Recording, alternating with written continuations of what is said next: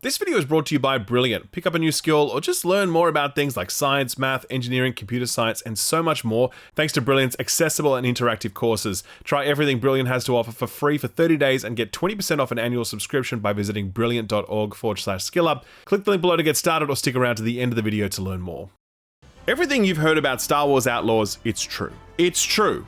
All of it. If you have heard that Star Wars Outlaws' core gameplay is frustratingly limited, narrow, outdated, and just bad, then yes, that is true. But if you have also heard that the simplified and focused core gameplay has about it an endearing old-school charm reminiscent of a 360-era action game, then that is also true. If you've heard that Star Wars Outlaws is littered with open-world style fetch quests and generic base-clearing activities reminiscent of every other Ubisoft game, then that is true. But if you've also heard that Outlaws is a rather ambitious remixing of Ubisoft's tired open-world formula, a remix that encourages players to actually interface with the world rather than just glide through it as they chase map markers, then that is also true. If you have heard and seen that Star Wars Outlaws has some of the worst facial animations of any recent AAA game, undercutting what was already a paper-thin story starring a generally uninteresting and unknowable cast of characters, then that is true. But if you have also heard that all of this stuff writes itself in the back third of the game to deliver a genuinely fantastic, swashbuckling Star Wars adventure filled with big thrills and even bigger heart,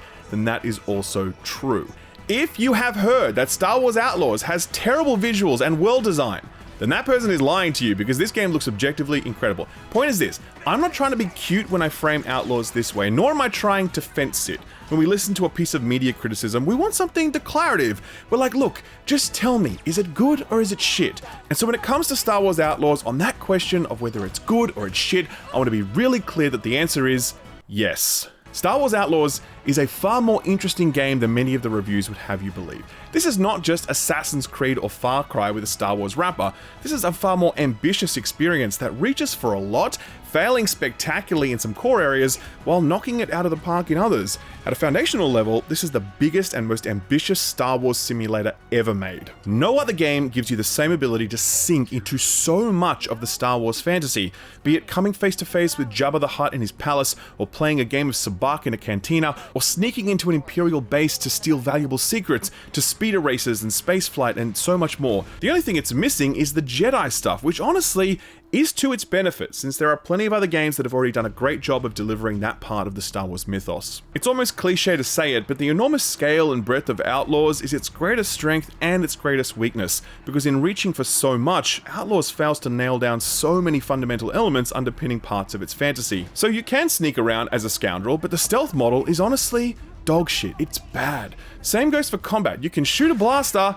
and that's about it. The substandard quality of Outlaw's third-person cover-based combat is almost incomprehensible, given that this is from the same studio that made the Division 1 and 2, two of the best cover shooters of all time. The writing too is almost terminally wounded by Ubisoft's uncompromising focus on structure over storytelling.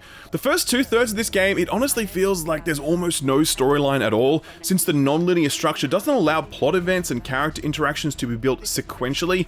It only comes together in the final third, when the game starts being a linear experience, and at that point, it's fantastic.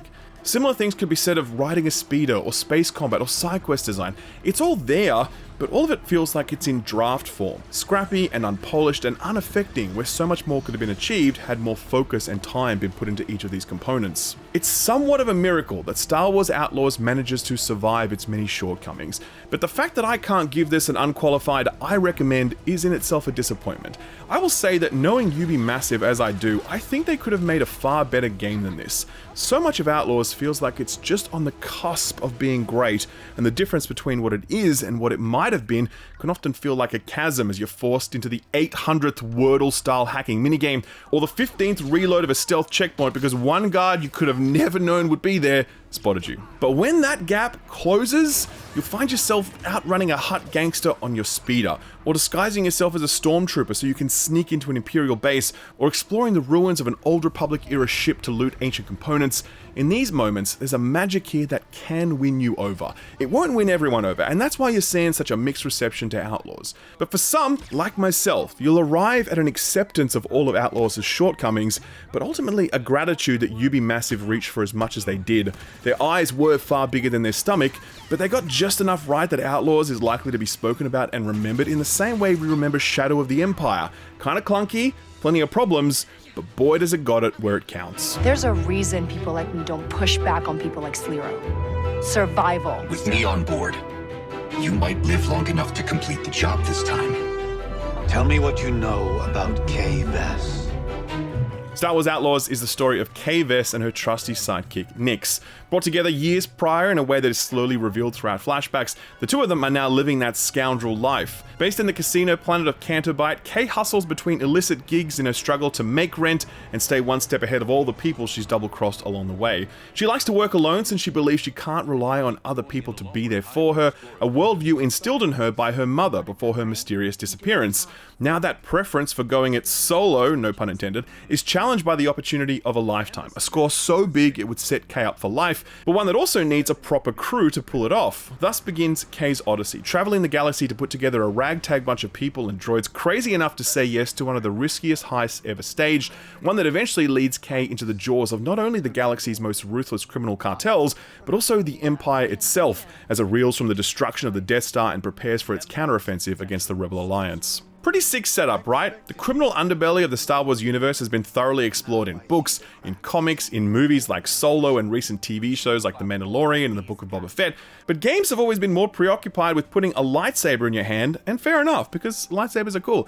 But gangsters are also cool, and with the exception of the Scoundrel storyline in the Old Republic MMO, or Shadow of the Empire back in the day, video games have really failed to explore the potential of this grittier side of the Star Wars universe. Kay as a leading character is actually fantastic, at least in how she's written and performed by actor Humberly Gonzalez. Kay has the charm and swagger and braggadassery of Han Solo, but she doesn't feel like she's cosplaying that character. She feels authentically her, with her own little tics and foibles that portray when she's nervous or lying, but also a strong moral center she can draw on when making tough decisions. The way she speaks when she's about town, the way she hustles when she's in a tight spot, the way she's there for her friends when it counts. She's a really well-written, very likable character who feels authentic to her archetype without being constrained by it. How do we make this work? You don't betray Jalen, and I don't blast you. So you're my babysitter. Unfortunately, many of the things that make Kay a great character don't surface until the last third of the game. And that's an issue that undermines not only Kay's arc, but really the whole narrative. It's a little exaggeration to say that for the first 15 or so hours of this game, it feels as though there's almost no plot, or what is there just feels thin and meandering, because honestly it is, and there's a really good reason for that. Ubisoft. Now, I don't mean that as a kind of catch-all pejorative. What I mean is you have to understand how Ubisoft make video games and how that affects the stories they can tell within them. Ubisoft view video games as a medium that is defined first and foremost by its structure. Ubisoft's starting point is never, we will tell X story. Their starting point is, we want to create an open world game where you can go anywhere and do anything, so what kind of a story could we tell within that framework? If the player can go anywhere at any time, you can't build one linear narrative. You instead need to build narrative blocks that can be assembled in different orders depending on when the player chooses to complete them.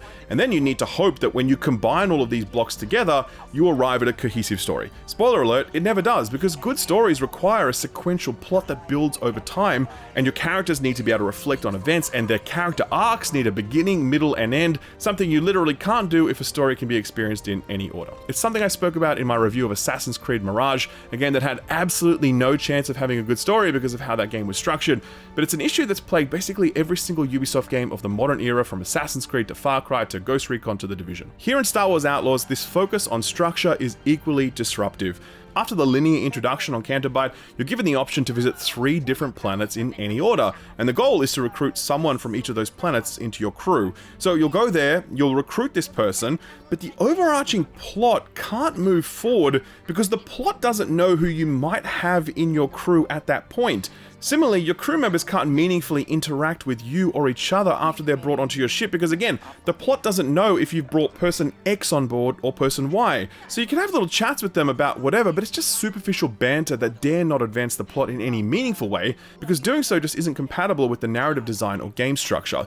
So imagine a heist movie like Ocean's 11, and George Clooney recruits Brad Pitt and Matt Damon and Don Cheadle and whoever else, but none of these people actually interact with each other throughout the movie, except in the finale. If you were unfortunate enough to have seen Zack Snyder's Rebel Moon Part 1, that is exactly what it feels like. A bunch of character introductions with no character development, and a plot that is almost entirely on hold until the final act. Now, to be clear, it's not like there's no plot or characterization happening during this 15-hour-long Act 2. There are regional storylines unfolding on each planet, and honestly, they're a bit hit and miss. The Tatooine one, for example, is excellent. It's very personal, and it does a great job of building out Kay's character and her relationship to Nyx. Most of the others, though, not so much. They really just feel like you're going through the motions rather than working towards something interesting. As a result, as much as I was enjoying Kay as a character, I'd basically written off the narrative side of this game after about the 10-hour mark.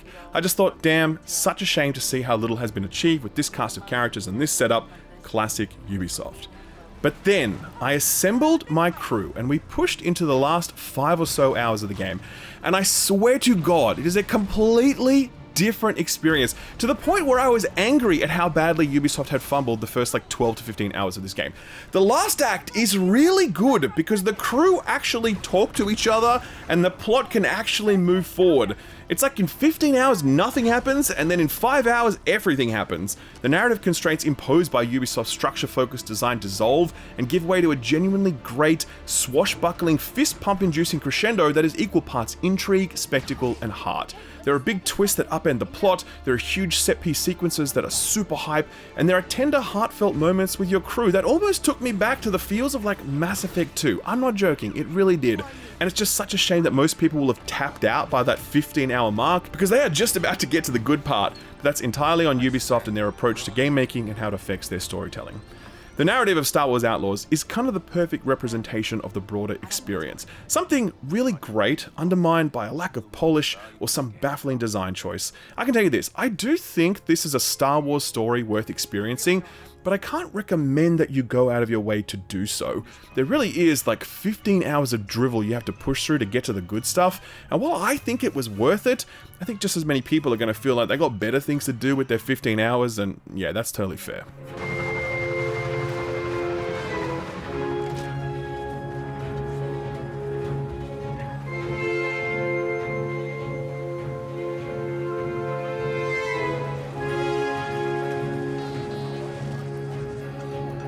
Star Wars Outlaws is the subject of much discourse, many different opinions about many of its different aspects, but one thing that everyone can agree on is that this game looks incredible. Massive's environment artists are easily some of the best in the business, and if you don't believe me, go back and play The Division. To this day, that rendition of New York City still looks extraordinary.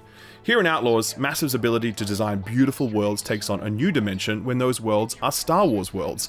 Outside of the film and TV shows, you've never seen Star Wars planets and locations look more beautiful and more intricate than this. And I'd argue that it looks better than some of the TV shows, since some of the more recent offerings have looked pretty budget. There's nothing budget about the presentation here. Every single space is so impossibly detailed that I shudder to imagine what Massive's artists and technical teams had to go through to make all of this possible. It's just such a treat to see all of this looking this good, and if you're a Star Wars fan, there is no way this doesn't affect you on some level. Outlaws combines the scale of BioWare's The Old Republic with the authenticity, detail, and immersion of DICE's Battlefront games to deliver a visual experience that impresses both from afar and up close, all of it infused with a sense of personality and place that makes these environments feel like so much more than just movie sets. That's what really sets the worlds of Star Wars Outlaws apart from renditions you might have seen in other games. We've all been to Tatooine before, multiple times, but it's never been this bustling. It's never felt as alive as it does here in Outlaws.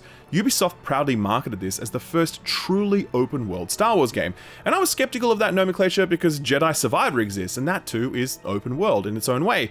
But having played through this, I actually agree with Ubisoft. When we imagine what an open world game is or should feel like, we don't imagine the sparsely populated hub worlds of Jedi Survivor, we imagine crowded cantinas and working spaceports and maps dotted with different settlements and landmarks. Outlaws delivers that, and if any game in the future dare describe itself as an open world Star Wars adventure, its world will be measured against the one rendered here by Massive. The beauty of these worlds is not just skin deep though, and it's ultimately in the remixing of Ubisoft's open world design formula that Outlaws finds its greatest success. We've all played dozens of Ubisoft games at this point. I don't need to give you a detailed description of how Ubisoft design their open worlds, but it's towers, it's map markers, it's GPS pointers, it's checklist tick box activities ad nauseum, you know the drill. Now, I don't want to make it seem like Outlaws is a fundamentally different open world experience. This doesn't feel like, Breath of the Wild or Elden Ring or Outer Wilds or whatever. It still feels within the general oeuvre of Ubisoft, but there are enough small changes in how all of this is laid out and presented to the player that this feels like an evolution of Ubisoft's formula, one that does result in a more interesting open world experience. The map itself is a good example. There are no radio towers to climb. The only way you find new locations is by either stumbling upon them yourself or by getting some intel about their location from somewhere else. A lot of the time, you'll get that intel from in town. You'll be walking around and you'll hear two people talking about some stash they hid somewhere out in the wilderness. Or you'll read a datapad telling you about the location of some hidden merchant, or you'll get a contract asking you to do a job somewhere. By doing it this way, the player is filling the map based on their discoveries, rather than the map being pre-populated and telling the player where they should go. Even traveling the map is different. Basically, every Ubisoft game over the past 10 years has had a GPS navigator leading you by the nose. Outlaws doesn't have that. You need to look at the map and drive and hope you get to where you want to get to. You need to find your location, and that can be annoying sometimes because you might miss a turn and it leads you the wrong way, but you actually have to think about where you're going rather than just follow the arrows, or worse, having the game automatically steer your horse there, which was a feature added to the recent AC trilogy. The maps are also quite sparse in their landmarks, and that's a big departure for Ubisoft because typically they're trying to pack in so much into every map, they're trying to 100% complete every region would take a lifetime. Here in Outlaws, there are fewer landmark locations and collectibles on each map. That may sound like a downgrade, but it's actually just removing a lot of the Ubi bloat that has plagued so many recent Ubisoft experiences. It took me around 20-ish hours to roll credits on this, and that's doing a moderate amount of side content. I'd estimate that it's around maybe 30 to 40 hours to 100% this whole game, and that's a great figure to land on because the game is not wearing out its welcome. You'll finish it satisfied, not exhausted or burned out, and that is a big improvement over something like Valhalla. There are also little flourishes peppered throughout the world that reward you for paying attention to it. I read a datapad one time that gave me a tip on a fixed horse race. That didn't give me a quest or anything in my menu, nor did it update my UI when I went back to the horse betting place. I had to read that thing and remember it so that I could then bet on the right horse. That alone is so antithetical to Ubisoft's super slick, over-designed, hand-holdy game design philosophy that I was like, wow, alright, we're doing something different here, are we? I'm not being sarcastic, by the way. Yeah, it's a really small thing, but it stuck with me because it showed me that clearly Massive were trying to create a world that rewarded the player for paying attention to it, and I'm really into that. But the single best open world system that Outlaws serves up is one that also doubles as the progression system, and it's the experts that are hidden throughout the galaxy, each of them giving Kay new skills when you manage to track them down. So unlike basically every Ubisoft game ever, Kay does not have a character level, she does not earn XP, nor does she have a skill tree stuffed full to bursting with stupid ass nodes that give you plus 3% damage when you're fucking roller skating. I don't know. Outlaws doesn't have any of that shit. Instead, if Kay wants to learn a new ability, she's got to find someone who can teach it to her. At various points, you'll receive tip-offs about the location of people with unique skills. A fast-talking scoundrel, a gambler, an explosives expert, a hacker, a gunslinger, etc. These tips come in various forms, and it's up to you if you want to track these people down. They always involve a quest chain of sorts, and they typically culminate in a marquee mission that are some of the best missions in the game. When you have this expert unlocked, that'll open up new challenges for you to complete. So if you want to hack more effectively, then there'll be a challenge to hack flawlessly 3 times. Some of them involve doing certain contract mission types, which encourages you to head out into the open world. Some of them involve collecting rare resources, which can only be found in very specific locations, and you only get a vague clue about where those locations might be. It's really rewarding to unlock this stuff, not only because they're meaningful upgrades for Kay, but because it's a really satisfying process to get a tip-off, hunt these people down, work with them to get a job done, and then complete the challenges they set for you. It's a fantastic way to approach progression and exploration at the same time. A really interesting meta system that's operating at all times is the reputation system. So there are 4 different criminal cartels you'll run into during your adventure, and siding with them or betraying them is going to net you reputation this way or that. So for example, you'll be on a mission to collect intel for one cartel, and just as you're about to hand it in, you'll get an offer from a different cartel to sell it to them instead. The different reputation thresholds have a really meaningful impact on what it's like to exist in the various planets you're exploring. Many of the regions on the map and many of the boroughs in the cities are controlled by cartels. And if you have good standing with the cartel running that area, then you can walk about freely, which lets you speak to their vendor and buy unique gear. You can also move through their outposts unaccosted, making it easier to complete side gigs or hunt for rare resources. When you're in bad with a cartel who controls the area you need to operate in, it totally changes things because now you need to stealth around or just kill everyone, which causes your reputation to decrease even further. It's an obvious system on the surface because many games have reputation systems, but this is actually one of the more impactful systems you'll encounter because of how much it impacts moment-to-moment gameplay rather than just, dialogue options that become available in certain conversations. The beauty of these locations, how thriving and bustling they feel, how much they reward you interfacing with them, how well metered the open world activities are, how smart and engaging the expert system is, and how impactful the reputation system is, all give you the distinct impression that Ubisoft were not only trying to deliver the biggest and most beautiful Star Wars game ever made, they were also trying to respond to much of the criticism we throw at Ubisoft about how they design open world games. By and large, Massive were successful on both counts. Star Wars Outlaws is a game that is incredible to look at, but it will also make you ask what's over there, and it will reward your curiosity if you choose to find out. And it's been a long time since a Ubisoft game had me feeling that way. So, that's really the best of what Star Wars Outlaws has to offer. Now let's talk about the worst, which is the gameplay, because yeah, man. Yeah.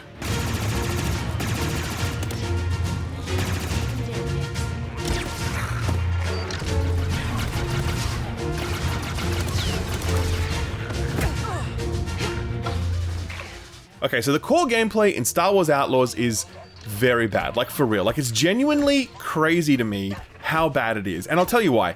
It's a stealth game made by Ubisoft, who have spent like 20 plus years making stealth games, but Outlaws has one of the most rigid and uninteresting stealth frameworks since like honestly, I don't even know, like 16-bit stealth games were more sophisticated than this. It's also a cover-based shooter from the people who made The Division, but it has absolutely none of the chops that made The Division's combat so fantastic.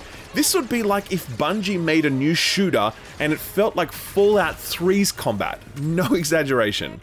So yeah, this is primarily a stealth game. Kay is not a Jedi or Republic Commando, she's just a woman with a gun and a little rodent buddy she can boss around. She can't 1v1 the Empire or the Hutts or any other criminal cartel, she's got to be smart, and so 9 times out of 10 that involves arriving at a location, crouching down, sneaking behind a box, and that's it! Like, for real, that is the entirety of what stealth in this game is like. Kay has basically no abilities at her disposal other than, like, ordering Nix to distract or attack enemies. She can't really manipulate the environment in any interesting ways.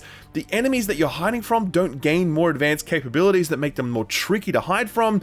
There's just nothing here, man. It's just the most stock standard hide behind a box and wait for the enemy to turn around gameplay you can imagine. But it gets worse because multiple missions require you to not trigger any alarms, and while there are ways to sidestep this generally means not getting spotted at all, and if you do get spotted, you get pushed back to a loading screen and a checkpoint that may be like 5 or more minutes back, depending on how much time you spent carefully sneaking around before getting spotted.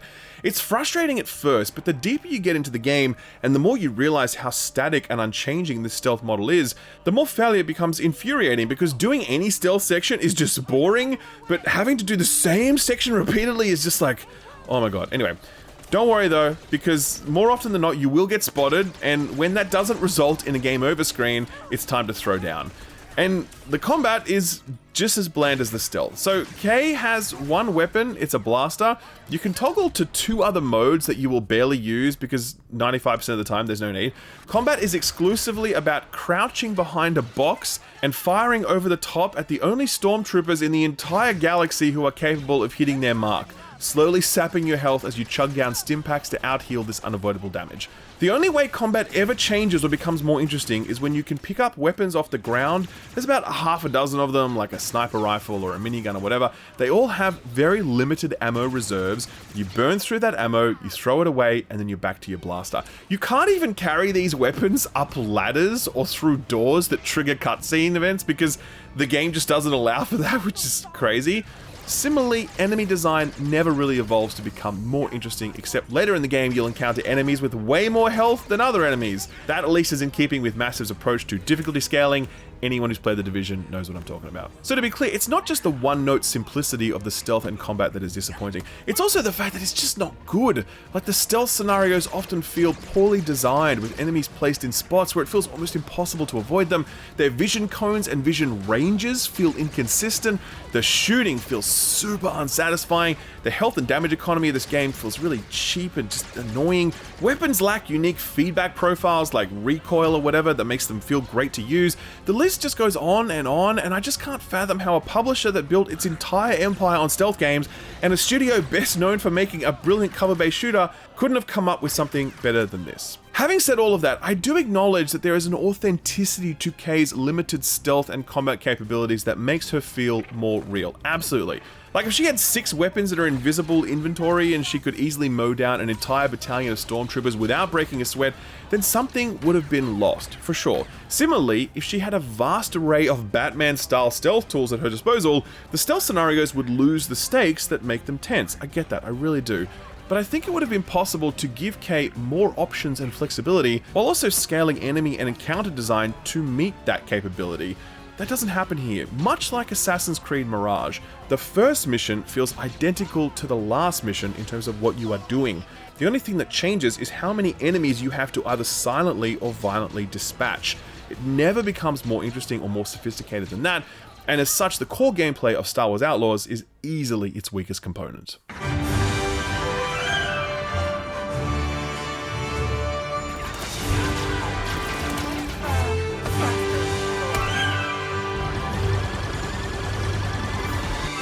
To this point, I haven't actually spoken about the whole ship exploration and combat stuff, and honestly, the reason for that is there just isn't much to say. There isn't much to find out in space, and the ship combat is similar to the rest of the combat. It's very one-dimensional. But luckily, combat encounters are mercifully brief, and the game almost never forces you to spend prolonged time in space. I think Massive knew that they didn't have much to offer here, and so they dialed it in correctly, keeping us on the ground as much as possible because they knew that that was where the magic would happen. And yeah, I guess that's where I want to finish, because despite all of the complaints I and everyone else has about this game, magic does happen. Kay will win you over, she really will, especially on Tatooine where she shows you what she's really made of.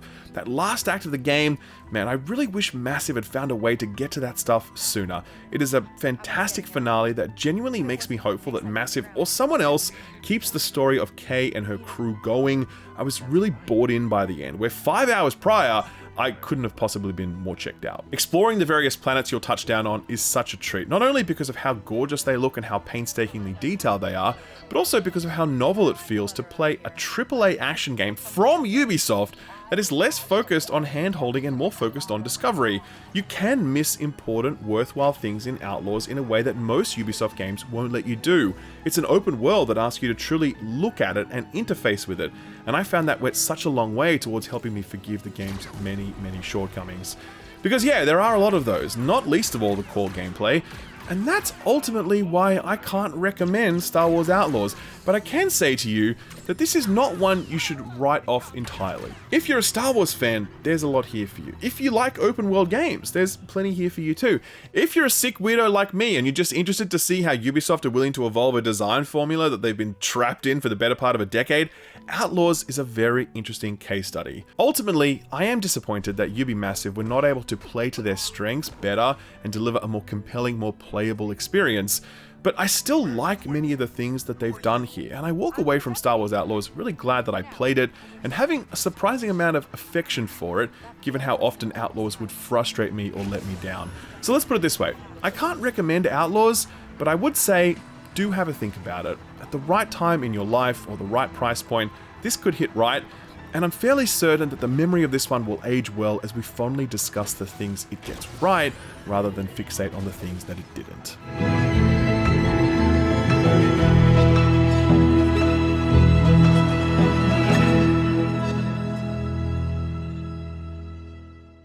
You got a friend or a loved one who's really into their daily crossword or their Wordle or their whatever? If you do, there's a good chance they're going to be interested in this video's sponsor, Brilliant. Brilliant is a learning platform that gamifies your learning. They have dozens of courses on topics like science, mathematics, computer science, and so much more, and each of the courses are broken up into little bite-sized chunks that you can knock over in just a few minutes. Brilliant will then regularly test your learning to make sure you've got it, and then it'll award you experience points and achievements for making progress, encouraging you to continue your learning journey. That's what I really like about it the most, that sense of accomplishment, but it's also just nice to learn about stuff you probably haven't even thought about since high school. Back then it was really boring, but now it's actually fascinating, and I'm glad that Brilliant has been able to broaden my horizons in ways that are both fun and convenient, because it does have a full-featured mobile app, and that's how I use it. So yeah, I boot up a game or I doom scroll social media, but I also spend a little bit of time each day on Brilliant, and you know what? It's one of the few things I do on my phone that actually feels like a good use of my time. Brilliant may be something that you're interested in, or maybe your mum or your dad or your grandma or your best mate are the kind of person who crushes it at trivia night and they have an unbroken 400-day Wordle streak. If you or they fall into that category, then trying Brilliant is really easy. You can try it free for 30 days, absolutely no cost, but if you do want to get an annual subscription, you can get a 20% discount on it when you visit brilliant.org/skillup. Start learning for free for 30 days and get 20% off your annual subscription over at brilliant.org/skillup. Thanks Brilliant for sponsoring the video, and thank you for watching it.